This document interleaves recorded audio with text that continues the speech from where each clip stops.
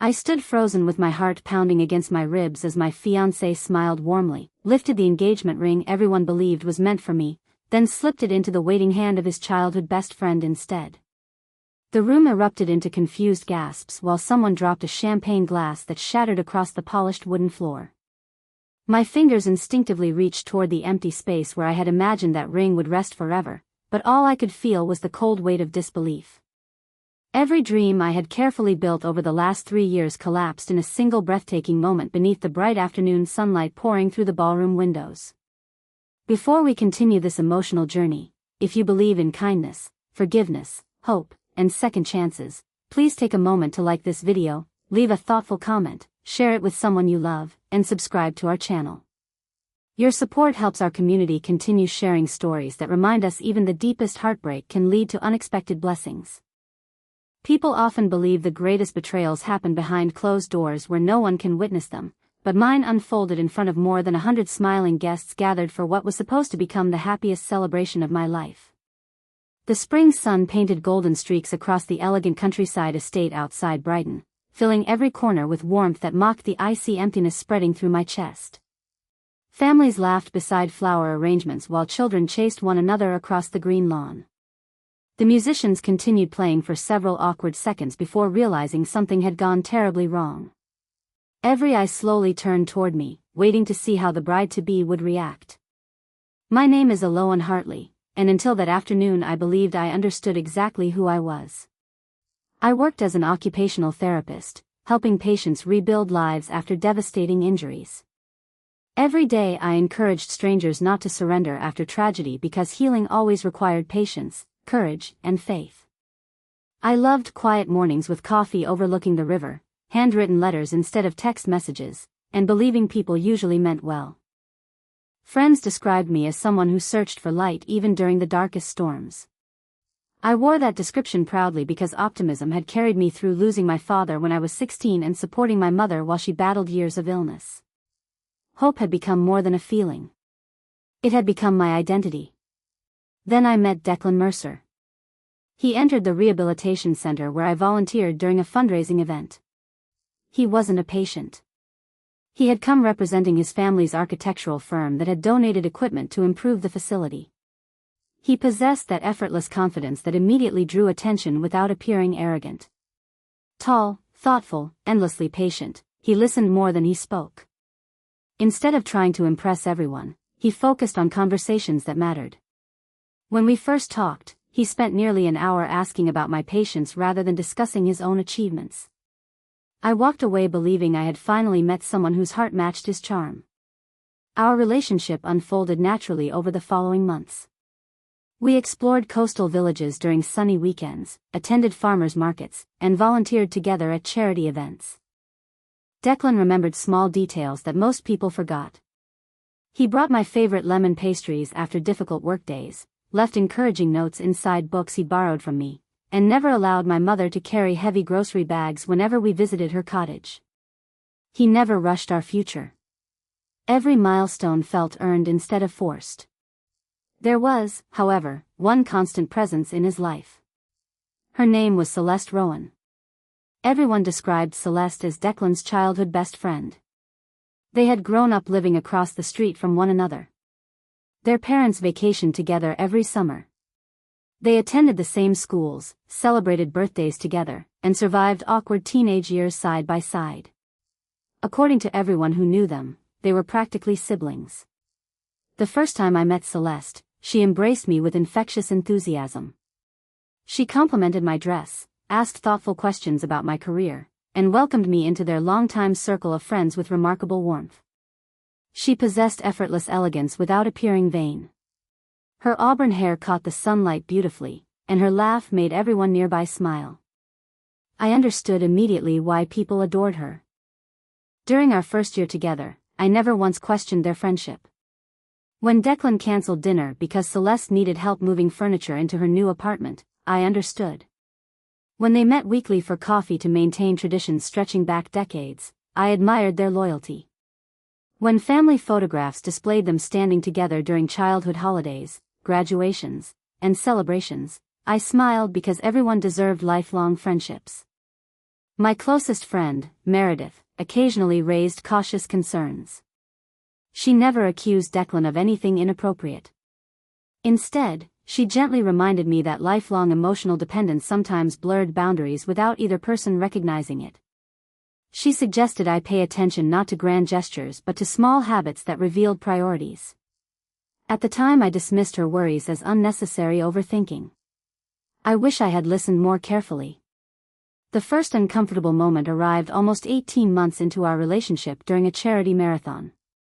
Declan had promised to meet me at the finish line after I completed my first 26-kilometer race. I searched the cheering crowd, exhausted but excited, only to discover he had arrived 30 minutes late because Celeste's car battery had unexpectedly died across town. He apologized sincerely and spent the remainder of the afternoon making up for his absence, yet a tiny crack appeared inside my confidence. More moments quietly followed. During my birthday dinner, Declan briefly disappeared outside because Celeste called feeling overwhelmed after receiving disappointing career news. During our anniversary weekend, he spent nearly an hour helping her review documents for a business proposal. None of these incidents seemed enormous individually. Together they formed a pattern difficult to ignore. Whenever I mentioned feeling overlooked, Declan always listened carefully. He never became defensive. Instead, he held my hands, looked directly into my eyes, and promised that no friendship would ever matter more than the life we were building together. He admitted he sometimes struggled separating lifelong habits from new responsibilities but insisted our future remained his highest priority. I believed him. Perhaps love sometimes chooses trust because doubting feels too painful. When he proposed one sunny afternoon overlooking white cliffs above the sea, every lingering uncertainty dissolved. He spoke about building a home filled with laughter, raising children who would learn compassion before ambition, and growing old beside someone who reminded him daily that kindness still mattered. Tears streamed down my face before I whispered yes. The engagement ring remained at the jeweler for resizing because Declan wanted everything perfect before presenting it officially during our engagement celebration. He joked that after waiting 3 years to ask, another few weeks hardly mattered. I laughed with him. Looking back now, I wonder whether fate was quietly begging me to notice what stood directly before my eyes. Planning the celebration became one of the happiest seasons of my life. Our families embraced one another naturally. My mother adored Declan almost immediately because he never treated her fragile health as an inconvenience. His parents welcomed me warmly, often insisting I already belonged within their family. Even Celeste volunteered countless hours helping organize decorations, choose floral arrangements, and coordinate guests. Sometimes I caught her watching Declan with an expression I couldn't quite understand. It disappeared whenever I looked directly at her. I convinced myself I had imagined it. The celebration arrived beneath brilliant blue skies without a single cloud interrupting the sunshine. Guests wandered through beautifully landscaped gardens before gathering inside a restored countryside estate decorated with white blossoms and pale green ribbons. Every table displayed photographs celebrating milestones from our relationship. Laughter echoed across the room. Children played near the fountains. Musicians performed soft acoustic melodies. Everything looked exactly as I had dreamed. Declan appeared unusually nervous that afternoon. I assumed excitement explained his restlessness. He kept checking his watch, stepping outside briefly, and speaking quietly with his father. Every time our eyes met, he smiled reassuringly, though something about that smile felt strained. Meredith noticed it too. She squeezed my hand gently and whispered that something seemed unusual. I told her wedding preparations probably overwhelmed him. Again, I ignored instincts trying desperately to protect me. As guests gathered near the front of the ballroom, Declan thanked everyone for supporting us throughout our journey together. His voice trembled slightly while describing friendship, loyalty, sacrifice, and the people who shaped our lives. Many guests dabbed tears from their eyes. Then he invited Celeste to stand beside him. I smiled politely. After all, she had been an important part of his life long before I arrived. He spoke about childhood promises. He spoke about never abandoning someone who had always believed in him. He spoke about debts impossible to repay. Confusion slowly spread through the audience because none of this sounded remotely connected to our engagement. My heartbeat quickened. Declan reached into his jacket pocket. He removed the velvet ring box. The room became perfectly silent. I instinctively lifted my trembling hand. Instead, he turned toward Celeste. He opened the box. The diamond sparkled beneath the afternoon sunlight. Then, with astonishing gentleness, he placed the engagement ring into her open palm. Not onto her finger. Into her hand. But in that impossible moment, no one understood the difference. Gasps erupted. Someone whispered my name. Another guest quietly asked whether Declan had completely lost his mind. My mother rose halfway from her chair, gripping the table so tightly her knuckles turned white. Meredith looked ready to march across the room herself. I couldn't breathe. Every heartbeat felt painfully loud. Declan hadn't looked at me once since opening the ring box. The silence became unbearable. Finally, he raised his eyes toward me. His expression wasn't triumphant. It wasn't guilty. It was terrified. And somehow, that frightened expression hurt even more than the impossible scene unfolding before me. The silence lasted only a few seconds, yet it stretched so endlessly that it felt as though time itself had stopped beneath the afternoon sun. No one applauded. No one smiled. Every guest remained frozen, waiting for someone to explain the impossible scene unfolding before them. My breathing became shallow, my hands trembled uncontrollably, and I struggled to convince myself that this had to be some elaborate misunderstanding. Declan still hadn't moved. Celeste stood equally motionless, staring down at the ring resting in her palm as though she wished it had never been placed there. Whatever was happening, she looked just as shocked as I felt. I wanted to believe there was an explanation. Instead, all I could hear were whispers moving through the ballroom like waves crashing against a shoreline. Some guests quietly shook their heads. Others stared at me with heartbreaking sympathy. A few looked at Declan with visible disappointment. Every pair of eyes carried a different story, but all of them agreed on one thing. They believed they had just witnessed the end of our engagement. My vision blurred, not because tears had fallen yet, but because my mind refused to process what my eyes had clearly seen. Every beautiful memory from the past 3 years suddenly felt uncertain. Every promise, every reassuring smile, every conversation about our future began replaying inside my head, each one asking the same painful question. Had I misunderstood the man I loved all along? Meredith reached my side before anyone else. She gently wrapped an arm around my shoulders, prepared to guide me outside before I completely broke apart in front of everyone. My mother slowly stood, her face pale beneath the warm daylight pouring through the tall windows. She had always believed Declan would become the son she never had. Watching the disappointment settle across her face hurt almost as much as the betrayal itself. Before either of them could lead me away, Declan suddenly stepped forward. His voice cracked under the enormous weight of the moment. He begged everyone not to leave. He asked for just a few minutes. He admitted that what everyone believed they had witnessed was not what had actually happened. No one interrupted him. Not because they trusted him anymore. Because they desperately wanted an explanation. He turned toward me first. For the first time since opening the ring box, our eyes met completely. His own eyes were already filled with tears. He slowly explained that the ring had never been given to Celeste as a proposal. It had been returned. Confusion immediately spread through the crowd. Returned? Returned from what? Declan took a slow breath before revealing a truth that almost no one in the room knew. Years before I had entered his life, when he and Celeste were barely 21, everyone around them believed they would eventually marry. Their families expected it. Friends joked about it constantly.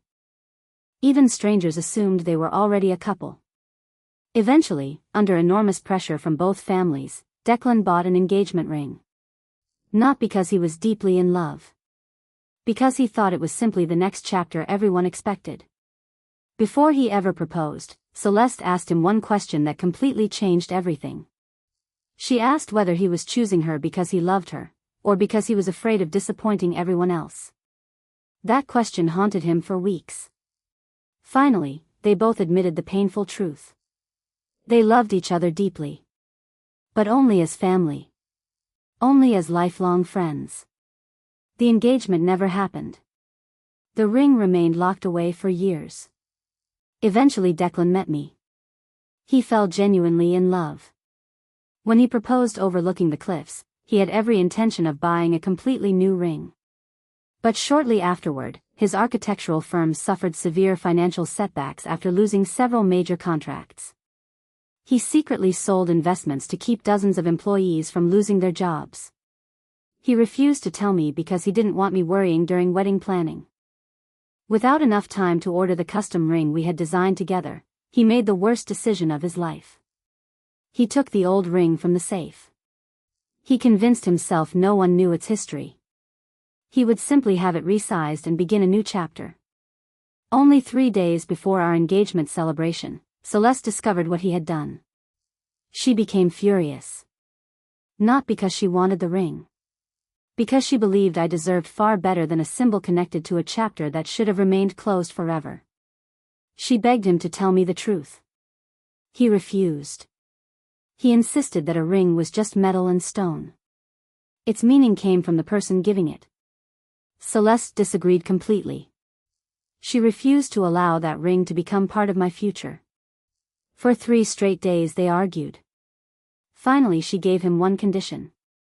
If he truly respected both women in his life, he would publicly return the old ring to its past before ever placing a new one on my finger. That was the moment everyone had just witnessed. Not a proposal. A goodbye.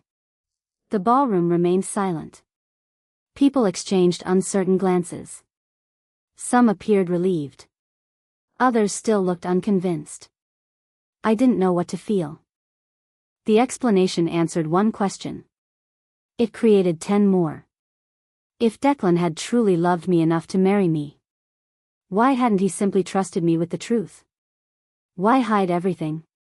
Why let the entire room believe he had chosen someone else? My heart wasn't broken because of the ring. It was broken because of secrecy. Declan slowly walked toward me. He stopped several feet away. Not reaching for me. Not asking me to forgive him. Simply standing there with tears streaming openly down his face. He admitted something that surprised everyone. He confessed that throughout his life he had always tried solving problems alone. When his father struggled financially, he secretly worked extra jobs. When friends needed help, he carried their burdens without asking anyone else to share them. When his company began failing, he believed protecting everyone meant hiding the truth. That same habit had nearly destroyed the greatest relationship of his life. He wasn't asking me to overlook his mistake. He wasn't asking for immediate forgiveness. He only wanted me to understand that fear, not love, had guided his terrible decision. I listened quietly. Every word sounded sincere. Yet sincerity didn't erase pain. Trust isn't destroyed by one dramatic moment. It's weakened by every small decision to keep someone outside the truth. Celeste finally stepped forward. Her own eyes had turned red from holding back tears. She carefully closed the velvet ring box and placed it into Declan's hands. Then she looked directly at me. She admitted she had considered calling me days earlier. She almost told me everything herself. But she believed exposing Declan's secret behind his back would permanently destroy a friendship that had survived nearly 30 years. She chose to believe he would eventually do the right thing. Instead, he waited until the last possible moment. She apologized anyway. Not because she had betrayed me. Because she wished she had been brave enough to protect me from public humiliation. Something inside me softened. Not enough to erase everything, but enough to recognize genuine remorse. I looked around the ballroom. The decorations suddenly felt meaningless. The flowers. The music. The carefully planned speeches. None of them mattered anymore. The only thing that mattered was whether trust could ever grow again after being cracked so deeply. Without saying another word, I quietly walked outside. The warm afternoon breeze carried the scent of freshly cut grass and blooming roses across the estate gardens. Guests respectfully remained inside. No one followed except Meredith. She didn't offer advice. She didn't criticize Declan. She simply sat beside me on a wooden bench overlooking the gardens while children continued laughing in the distance, completely unaware that several adult lives had changed forever inside the ballroom. After nearly 15 minutes of silence, Meredith finally spoke. She reminded me that forgiveness and reconciliation were not the same thing. Forgiveness released bitterness. Reconciliation required rebuilt trust. One could happen without the other. Those words stayed with me. Eventually Declan approached the garden alone. He remained standing several feet away. He accepted whatever decision I would make. If I ended the engagement, he would understand. If I needed months apart, he would wait. If I never wanted to see him again, he promised never to disturb my peace. For the first time since I'd known him, he wasn't trying to fix anything. He simply accepted responsibility. And strangely, that honesty felt more genuine than every polished speech he'd given before. I looked at the empty place where an engagement ring should have been. Then I looked at the man I loved. Not the perfect version I'd imagined. The flawed one standing before me. For the first time, I realized love alone had never been enough to build a lasting marriage. Truth had to come first. Even when it was uncomfortable. Especially then. I slowly took a deep breath. Then I asked Declan one question that would determine whether our future still existed. I asked him whether, from this moment forward, he was finally willing to let me carry life's burdens beside him instead of protecting me from them. He didn't answer immediately.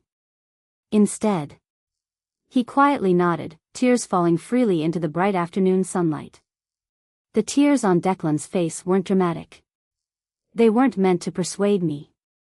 They were the quiet tears of someone who finally understood that the greatest damage in a relationship isn't always caused by betrayal, but by believing the person you love is too fragile to know the truth. The afternoon breeze gently moved the branches above us while the distant laughter from children playing on the estate lawn reminded me that life never stops moving, even when your own world seems frozen. I remained silent for several long moments. For the first time since the celebration began, I wasn't thinking about the ring. I wasn't thinking about the embarrassed guests. I wasn't even thinking about Celeste. I was thinking about marriage. Marriage wasn't built during perfect moments when everything went according to plan. It was built during painful moments like this one, when fear, pride, mistakes, and honesty collided. The real question wasn't whether Declan had failed me. He had. The question was whether he was willing to become someone different because of that failure. I slowly stood from the garden bench. Declan instinctively stepped back instead of moving closer. He had finally stopped assuming he knew what I needed. That small gesture meant more than he probably realized.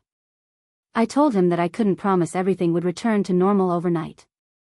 Trust wasn't something that magically healed because someone apologized sincerely. It had to be rebuilt through countless ordinary days filled with truth instead of assumptions. He nodded quietly. He accepted every word without defending himself. For the first time since we'd met, he wasn't trying to explain away his mistakes. He simply owned them. I asked him to walk with me through the gardens. Neither of us spoke for several minutes. The estate looked almost unchanged despite everything that had happened inside the ballroom. Families continued enjoying the warm afternoon. Butterflies drifted between flower beds. Elderly couples admired the blooming roses. Somewhere in the distance, a violinist quietly resumed playing after the uncomfortable interruption. Life had continued. Perhaps ours could too. As we reached a small wooden bridge overlooking a narrow stream, Declan admitted there was one more truth he needed to tell me. He said he never wanted another secret between us. Months earlier, when his company's finances began collapsing, he had quietly accepted responsibility for mistakes that weren't entirely his own. One of his business partners had made reckless decisions that nearly bankrupted the firm. Declan could have protected himself by exposing the partner publicly. Instead, He chose to shoulder most of the blame because the man's wife had recently been diagnosed with a serious illness, and public disgrace would have destroyed their family. The decision nearly cost Declan everything financially. He sold investments. He postponed personal dreams. He even delayed ordering the custom engagement ring we'd designed together. He wasn't ashamed of helping another family. He was ashamed that he believed he had to suffer alone. As I listened, I finally understood something about the man I loved. His greatest strength had always been compassion. His greatest weakness was believing compassion required silence. Those two qualities had become impossible to separate. I gently asked why he never trusted me enough to share those burdens. His answer broke my heart. He said he'd watched my mother struggle through years of illness. He remembered how exhausted I became balancing work, caregiving, and grief after losing my father. He wanted our engagement to become the happiest season of my life. He couldn't bear adding one more weight onto my shoulders. He thought protecting me meant hiding the storm. Instead, he accidentally became the storm. Neither of us realized tears had begun quietly falling again. Not tears of anger. Not even tears of sadness. They were the tears that sometimes appear when two people finally understand one another completely. Back inside the ballroom, guests remained patiently waiting. No one had gone home. The decorations still filled the room with warmth. The musicians had quietly packed away their instruments but remained nearby. Both families sat together, uncertain what would happen next. When Declan and I walked through the doors side by side, conversations immediately stopped. Every eye turned toward us. He looked at me as though asking permission. I gave a small nod. He walked to the front of the room. This time there was no carefully prepared speech. No polished words. No dramatic performance. Only honesty. He apologized to every guest for allowing them to witness confusion instead of celebration. He apologized to both families for allowing pride to speak louder than truth. Most importantly, he apologized to me. Not because of the old engagement ring. Not because people misunderstood. But because he had forgotten that love meant facing hardship together instead of carrying it alone. When he finished speaking, there wasn't immediate applause. Instead, his father quietly stood. The older man slowly walked across the room before embracing his son tightly. No words. Just a father silently telling his child that mistakes didn't erase love. Soon afterward my mother approached. She looked at Declan with gentle eyes. Then she smiled softly. She reminded him that every marriage eventually faces moments where one person believes they're protecting the other by staying silent. The happiest marriages weren't those without mistakes. They were the ones where people chose honesty before fear had another chance to grow. Even Celeste smiled through tears. She quietly thanked me for listening before judging. I hugged her. Not because everything suddenly became perfect. But because I finally understood she had spent days fighting for my happiness, even when it risked damaging one of the oldest friendships in her life. That afternoon didn't end with dancing. It didn't end with grand celebrations. Instead, everyone gathered outside beneath the bright afternoon sky for a simple meal together. People laughed again. Children continued running through the gardens. Conversations slowly returned. The heavy cloud hanging over the celebration gradually lifted. Several weeks passed. Declan insisted we postpone every wedding plan. He wanted us to rebuild our relationship before planning another ceremony. For 6 months we attended counseling together. Not because we were falling apart. Because we wanted to build something stronger than what we'd almost lost. We learned how differently we handled fear. I spoke immediately whenever something troubled me. He stayed silent until problems became unbearable. Neither approach was completely healthy. Slowly we learned to meet somewhere in the middle. Every Sunday afternoon we sat together with coffee and asked each other one simple question. What burden haven't you shared with me this week? At first the answers were small. Stress at work. Family worries. Financial concerns. personal insecurities. Gradually, those conversations became the strongest foundation our relationship had ever known. Exactly 1 year after the unforgettable engagement celebration, Declan invited me back to the same countryside estate. The gardens looked just as beautiful beneath another warm afternoon sun. The same bridge crossed the quiet stream. The same flowers filled the air with their fragrance. But this time there were no guests. No speeches. No expectations. Only the two of us. He handed me a small wooden box. Inside wasn't a diamond. Instead, there was a folded handwritten letter. The letter contained every mistake he'd made over the previous year, every lesson he'd learned, every promise he intended to keep, and one sentence that made my heart overflow. It read, "The greatest gift I can ever offer you isn't perfection. It's the truth, every single day, for the rest of my life." Beneath the letter rested a completely new engagement ring. It had been designed from the beginning. No history. No hidden story. No secret. Only a fresh beginning. This time, before opening the box, he had already told me everything about how he saved for it, where it came from, and why he chose every detail. Nothing remained hidden. When he asked me to marry him again, I smiled through joyful tears and said yes without hesitation. 1 year later, under the bright afternoon sky, surrounded by both our families, we finally exchanged our wedding vows. As I walked down the aisle, I noticed Celeste smiling proudly from the front row beside Meredith. There was no jealousy. No awkwardness. Only genuine happiness. Sometimes people believe love survives because two people never make painful mistakes. They're wrong. Love survives when two imperfect people choose truth over pride, humility over ego, and forgiveness over resentment. The ring I wear today isn't valuable because of the diamond resting upon it.